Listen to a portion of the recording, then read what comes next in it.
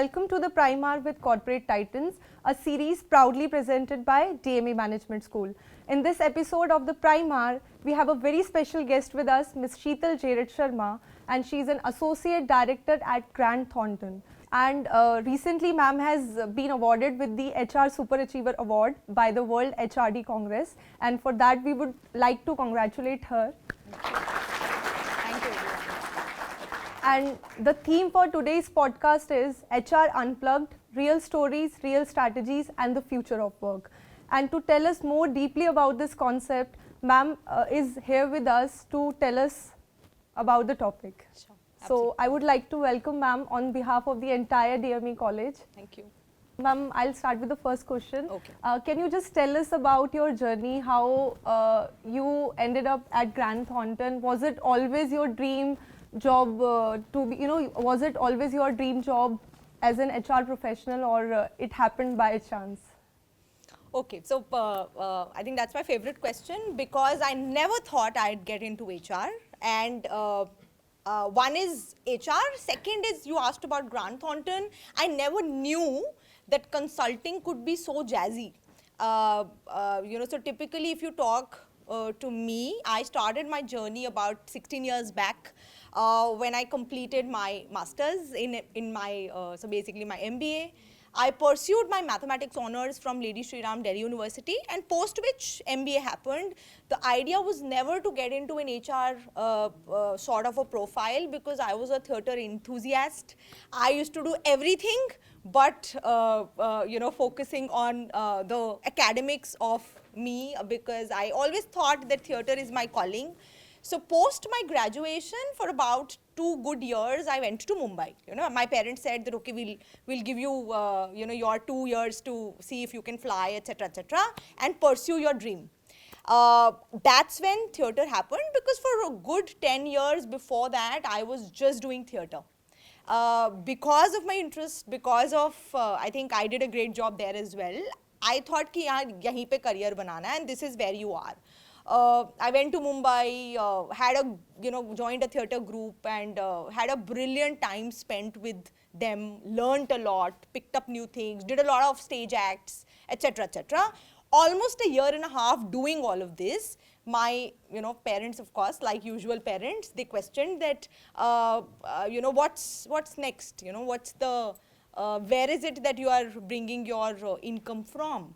I of course realized that I was enjoying everything, but it wasn't giving me like economically, I was not like scaling up there. That's when I thought, and simultaneously I was also pursuing my master's in mathematics from Delhi University itself. So, and that's an easier bit to do, so I could manage theatre alongside because that was in Mumbai, this was in Delhi. While all of this was happening, I realized that yes, this is my calling, I love it, I'm passionate about it, but may not be able to pursue a full-time career in it. There has to be a lot of struggle associated. That point in time, I think I took that call to not go ahead with that struggle, and I wanted to take the other route and struggle with pursuing another career opportunity. HR typically that ways happened by default. Because I landed into MBA. When I got into MBA, I realized my core strength is, people management, interacting with people. I used to love engaging with people. And the other bit of thing which I had in me, which I thought was my strength, was to do the same set of things maybe, but creatively. So I was very creative. And that was because I had a creative bent of mind otherwise. So I thought if theatre couldn't happen here, I'll have to bring everything at my workplace, and that's where it struck that HR is my calling. I went ahead, pursued my specialization in HR, did multiple certifications in HR as well, and landed my first job post my MBA. And since then, there hasn't been a looking back, but every day has been a new day for me personally.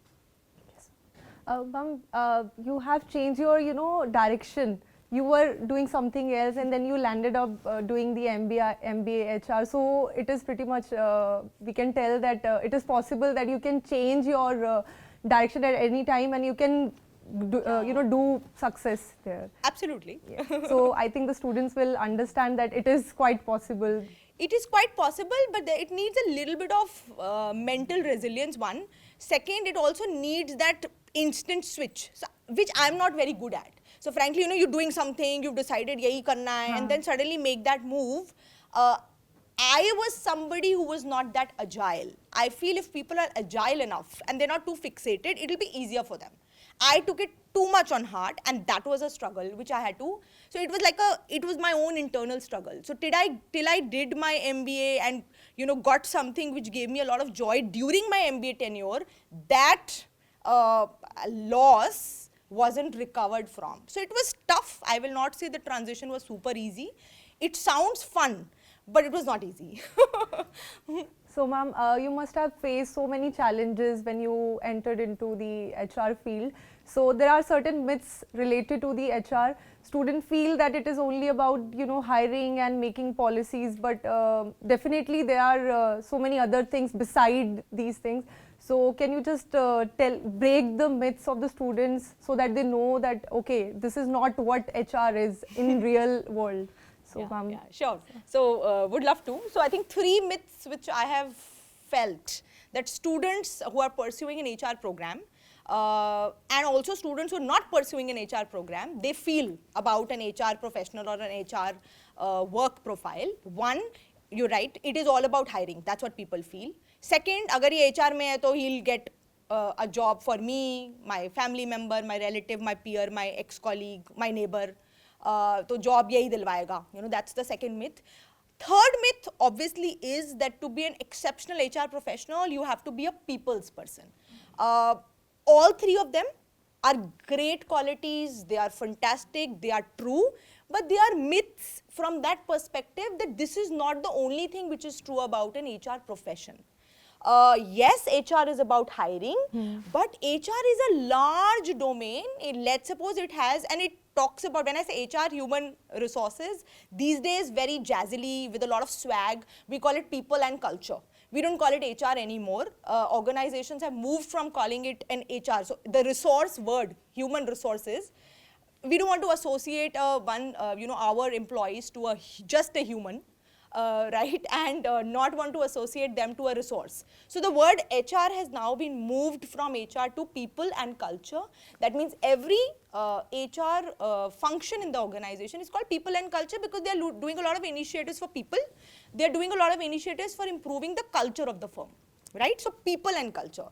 Now when we talk about people and culture, it takes care of everything from the hire to retire cycle of the employee. Now, hire is only one first part of the cycle.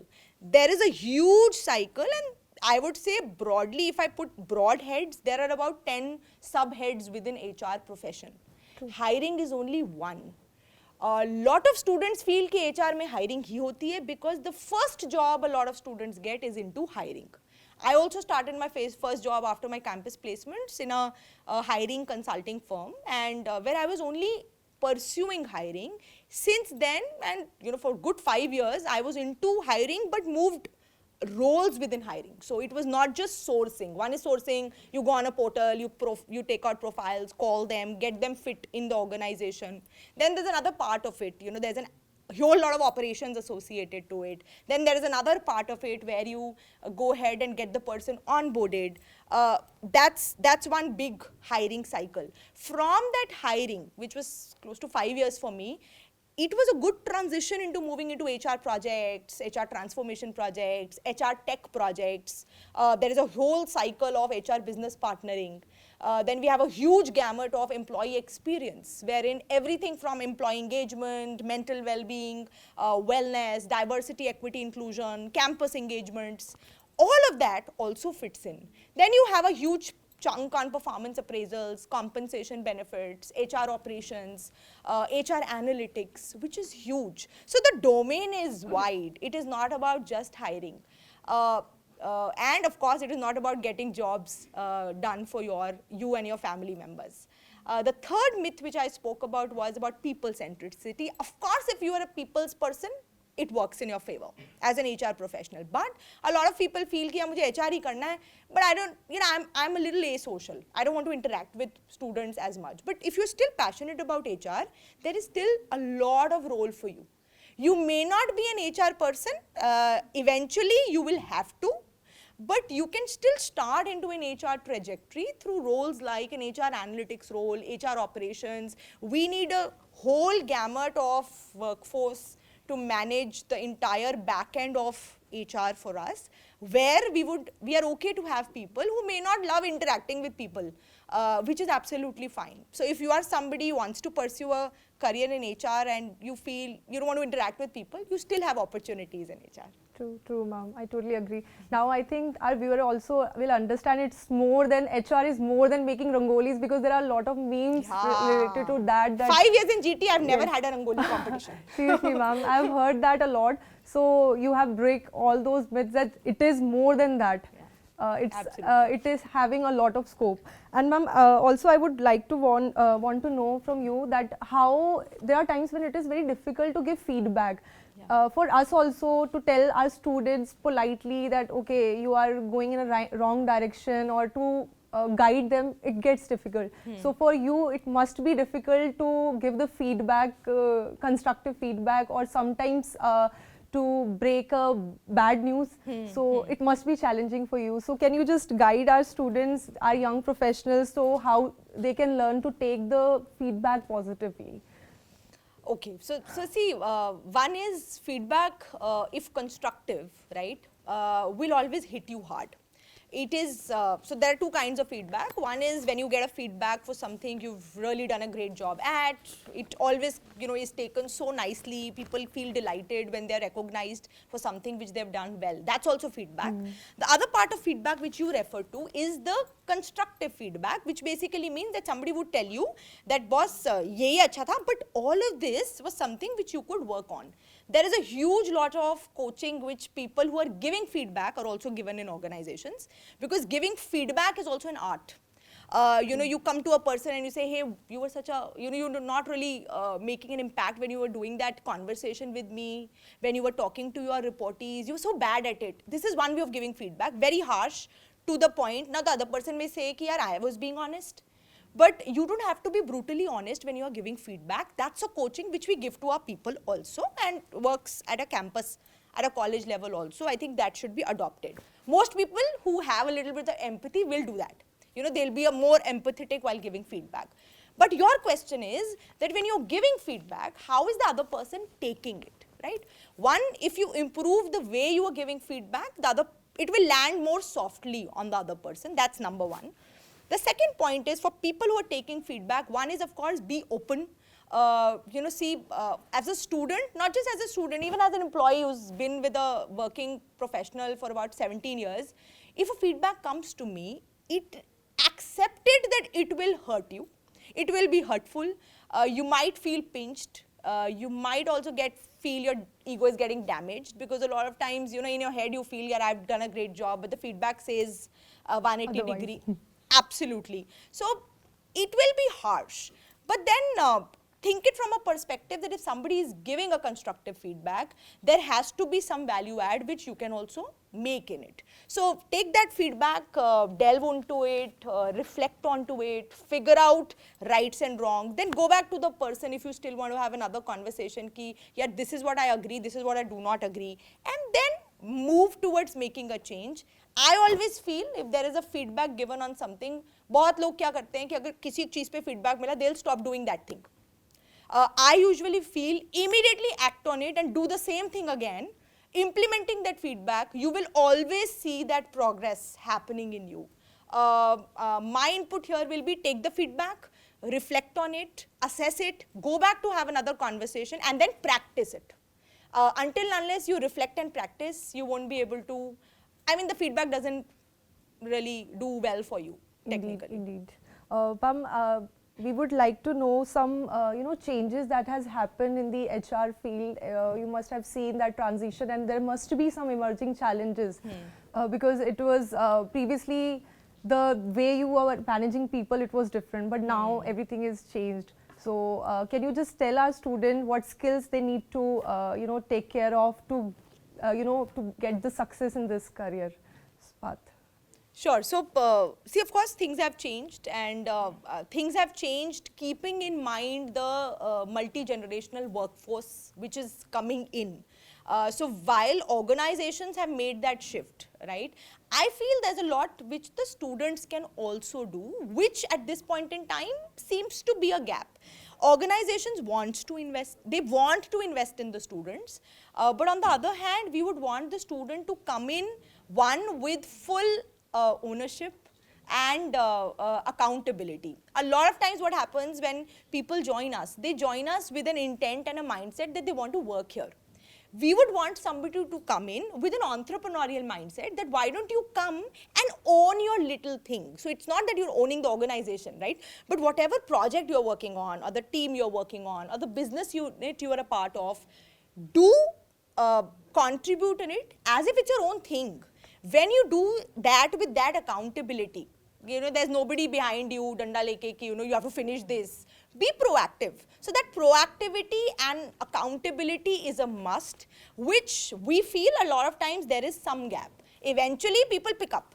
But if they have that mindset from the beginning, it's a much easier transition for them. So that's one, which is accountability, absolutely there. Second, which we usually encourage and want people to come in with, is collaboration, which is a primary, like for GT primarily, our core value, one of the major values is collaboration. Because a lot of people when they come in, especially the BBA and MBA students, they come with a skilled qualification, right? A lot of them feel they are great individual contributors. Even if they have worked on MBA projects at college level, we feel there is some gap in them collaborating with externally with other stakeholders. That gap I think should be kept in mind. You should always come with a mindset that you have to collaborate, otherwise you can only walk a certain path as an individual contributor. So you may be excellent as a contributor, but if you are not a team player, it will not work overall for the project. Right, so that's second. And last is, I think we are far away from an era where the focus only has to be on IQ and EQ, which is your intellectual quotient and your emotional quotient. There is another new element which organizations look for, which is your LQ, which is your learning quotient. We would want people to come in who are willing to learn new things. They are adaptable. They would, whatever is given to them, they would at least pick it up as something which they want to learn, do well on. And that's one skill we are definitely looking at when we hire students. Ma'am, any qualities that you look for in the freshers when you are hiring for the Grant Thornton, so that will help our viewers and our students to get the chance to work with the GT team? Absolutely. So like I already spoke about three, accountability, collaboration, LQ, which is learning quotient, absolutely a must. But besides that, if you asked me something which is focused on Grant Thornton in particular, we would want to have people who bring in a lot of agility, number one, besides these three. Agility means that, okay, if somebody comes in, a lot of people join us with a little bit of entitlement that, hey, I am a BBA student, I am an MBA student. This is not something, I'll not work on decks and format it. So for example, I have a deck which they have to format. They have to be just agile enough to figure out, ki boss, this is your first 2-3 years of your learning curve. Why don't you just invest in anything you pick up, right? So everything will give you a learning experience. There'll be new set of people, new set of projects, new set of tasks. So don't come with a feeling of entitlement. Just be agile. Pick up what is coming your way. Everything will leave you with a learning impact. That's definitely one. And the second one, which I always tell people, is come with authenticity. That's again one of our core values besides collaboration is also authenticity, where we tell people that be your original self. We don't want you to pretend in a specific way. Why don't you be authentic? So be respectful. Authentic doesn't mean you have to be rude, brutally honest, etc., etc. It needs to be coming back to with respect, but be your original self. I think we are born as originals. We should die as originals. So let's not be a carbon copy of others around us, but authenticity is another thing which GT looks at while evaluating people. And during interviews, all of this I spoke about, the 5 things, we assess through situational conversations, through various GD topics. We assess these 5-6 things while hiring people. Ma'am, can you give certain tips to our students, our BBA students, to make their professional, that front successful? So there are any certification courses that you can suggest to our students who are specifically have taken the HR major? So Okay. So I think for HR specific, if you ask, and this would also hold true for others, some of these certifications. See, when we hire students, one has to understand that if an organization is coming to a campus to hire, broadly if there is a batch of 100 people, 120 people, all of them are each other's competition, right? When you are hiring them, assessing them, the first thing which comes to us, lands on our table, is their resume. All resumes these days look absolutely similar, not just in format and color, but also in the words, in the way it has been structured, etc., etc. What stands out from one resume to the other, so that the person at least gets an opportunity to come for an interview, is the kind of certifications which the person has pursued. So for us, I feel any HR student we are evaluating, we evaluate them only basis what is the prior certifications, volunteering work which they have done, and also internships. So a lot of BBA students nowadays in their first, second years, they do small internships, live projects, which are dedicatedly on the core, which is HR in particular. That matters. Certifications, which is a must, which we don't want to teach people when they join, because anyways there is a 6-month post-joining program which we run for them. The certification which is a must is you should be a pro at Power BI, Advanced Excel, maybe Tableau, if you want to excel in HR space, because whatever you do, out of the 10 HR or people and culture gamut of activities which I spoke about, everything needs you to be data efficient, data strong, and data backed. For that, you need to know how to handle your analytics, any role. So even if it's an engagement role, even if it's a wellness role, even it's a, so I run a DE&I portfolio at the firm, we need data analytics for everything. So a pro at certification on Advanced Excel, Power BI, Tableau works. We have paid programs at Coursera, at LinkedIn Learning these days. If you don't want to invest, you could also look at YouTube videos and get yourself trained on Advanced Excel and Power BI at least. Otherwise, there are paid certification programs, but not too much investment. You could do that. Another thing which I recommend people is, there is a program, there is a certification offered by Coursera and also LinkedIn Learning these days, which is on using AI for storytelling and data visualization. Absolutely a must if you are wanting to pursue a career in HR, because nowadays it is more about using your AI tools effectively to evaluate anything you need from an HR standpoint. So even if there is an attrition data and you want to build a story around it, you can use your AI tools very effectively to do that instead of doing that manually. That usage, कि कैसे use करना है, if it is something you know prior, it's an advantage, and you get a direct call at least for an interview and an opportunity to interview with the people. So this is a must. Besides that, I would encourage you to pursue extracurriculars. We would want to see people who are leading clubs, who are heading their placement teams. It's always, indicating that you are you're already collaborative, you're already somebody who believes in leadership. So all of that is reflective of that. True, true. I totally agree, ma'am. Any question from the audience? Anybody who wants to ask a question, ma'am? Yeah, sure. Good afternoon, ma'am. I am Shubhi, pursuing BBA at DME. So I wanted to ask that according to you, what are some non-negotiable HR skills in further 5 to 10 years? Okay. So see, non-negotiable, one definitely is, which I feel is absolutely a no, is ethics. So being an HR professional, all organization, it's not just for an HR professional, for everybody, but for HR it's a must, because that's what they teach, and it's always better to walk the talk. Whatever you are preaching to people, you should follow that yourselves. Ethics is something which is non-negotiable in any organization, immediately leads to termination. We absolutely encourage people to be ethical. And ethical, when I say, it's not just ethical with respect to compliance and the processes. It is also ethical with respect to the practices which you follow with regards to people. A lot of times we've seen corporate politics rising up in all corporates, and a good HR professional can nip it in the bud and can ensure that never grows. You can never avoid corporate politics. I will always say that 20-30% is there. Sometimes it's good also because it just keeps people slightly more careful about things. But as an HR professional, people-related ethics is equally important. Make sure that you are not somebody who flames corporate politics. You are somebody who puts it down. If you are very strong on ethics, both people-wise, process-wise, compliance-wise, it just works well for the firm. So that's definitely non-negotiable. You have to be ethically strong. The second thing which we always recommend people is being authentic. I spoke about it for campus student, but for an HR professional, it is important to be genuinely interested in whoever and whatever you are pursuing.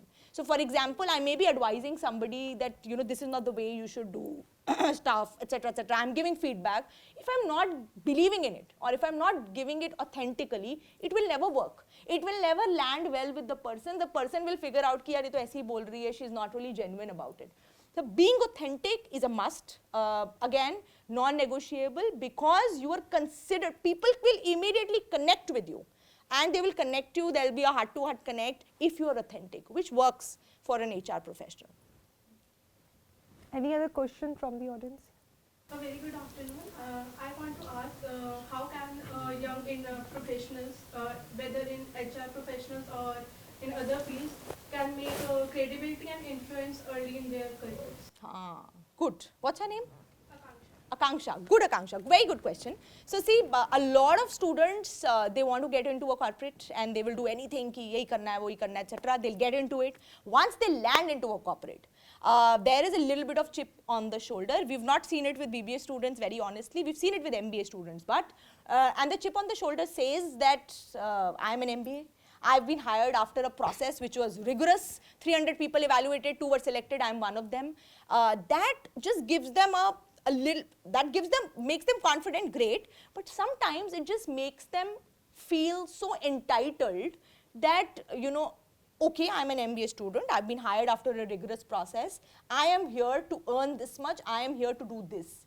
That I feel is a beginning of a failure. Eventually, people will settle, right? So there'll be somebody who will be there around them who will just set them right. But why get into that mess? When you are entering as a professional, to build your credibility in the first 6 months, you should always come with an attitude which is purely learning driven. Your attitude is which will make you successful in the organization, in the firm. People will love you if you are coming with a mindset that yes, I want to learn, yes, I want to pick up anything which comes my way. I want to be somebody who is offering support and is dependable. If you are dependable, if you are willing to learn anything, if you have a high learning quotient, if you want to support people, you will build credibility. That's one. So the one piece of advice I always give people, that come with a mindset and willingness to do anything which is offered to you. Again, when I say anything, it has to be professionally right? Number one. Number two, which a lot of times helps in building credibility, is curiosity. So a lot of times we tell people that curiosity, which is always there in kids when we are younger, that gets lost when we, move from kids to a child to a youth to an adult. It just moves away. Why? Please be curious, ask as many questions as possible. You may be sitting with anybody, but use your 6 months and even after that to just ask more questions, be curious about what the other person is doing, what's their profile, what are they into, how do they do this. That curiosity helps in build your own, of course, learning, your own knowledge bank, and also makes the other person feel that you are somebody who's interested in knowing what's happening. You want to keep yourself updated. That helps in building credibility. So 2 things, curiosity, number 1, and number 2 is when your attitude, which has to be learning focused. Any other question? I think, ma'am, any message that you want to give to our viewers or to our students that can help them to make a good career in the corporate world? Yeah, so, and this is just agnostic of what specialization you have. I think one thing which I completely feel has worked for me, has worked for a lot of people I have mentored overall or coached, is follow your passion, follow your heart, follow your desire. That's something which sounds very Shah Rukh Khan types, but it works. It works if you are somebody who is absolutely passionate about something, could be anything, at least give it one try. And I shared my theatre example. Till date, I never regret leaving those 2 years, because that was a call which I took after struggling for 2 years and then deciding, taking a sound call. I still pursue it. I have not left theatre. Every initiative which you see in Grant Thornton, which is led by me, will have an element of theatre, music, dance. Because I love that, I enjoy that, and I have integrated that in a workplace which people really appreciate because they've never seen it in a workplace. That is something, why I could do it, because I was really passionate about that and eventually became passionate about HR. I married both. If you are passionate about something, don't leave it. Stick to it, keep following your heart. Stay at least in touch with, and it's very easy to lose track of it.